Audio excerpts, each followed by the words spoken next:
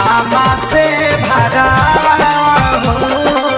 Collar के भेसा में छठी माई स्वागत में गीत गावा हो।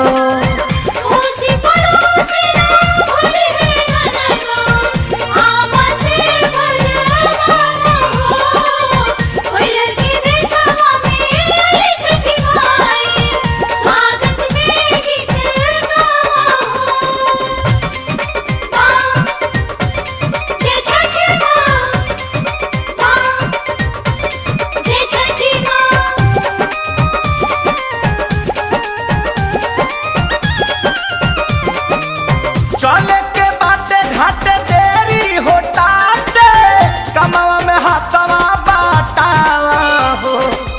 लागे भूखाइल बाटे लइका छरी जाइल गरम दूधवा पियावा हो।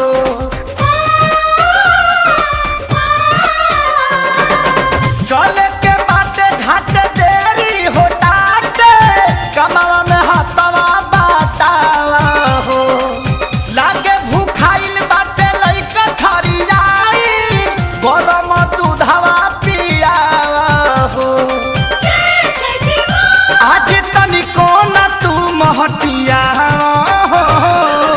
कोसी पड़ोसी ना घरी है ननद आमा से भरा हो। कोयलर के भेसा में छठी माई स्वागत में गीत गावा हो।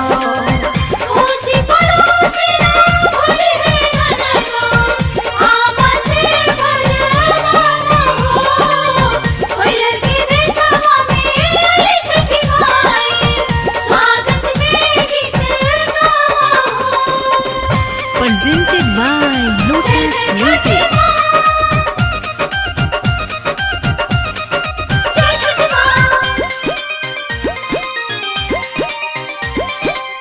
देवरु से कह माथे दौरा उठावा बांधी के माथे पागरिया हो।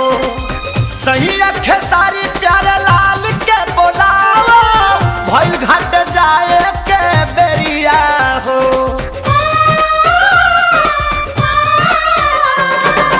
देवरु से कह माथे दौरा उठावा बांधी के माथे पागरिया हो। सही अखे सारी प्यारे लाल के बोलावा भइल घाट जाए के बेरिया हो। भवन पंडा के नेवता पे ठावो हो। कोसी पड़ोसी ना घरी है ननद आमा से भरा हो। कोयलर के भेसा में छठी माई स्वागत में गीत गावा हो।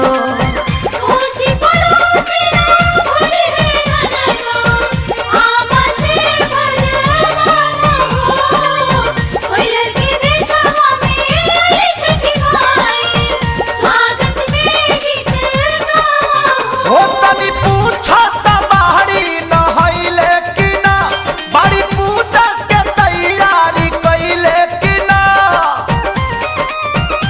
नहवा के पियरिया पहनावा हो। कोसी पड़ोसी ना भरी है ननद आमा से भरा हो।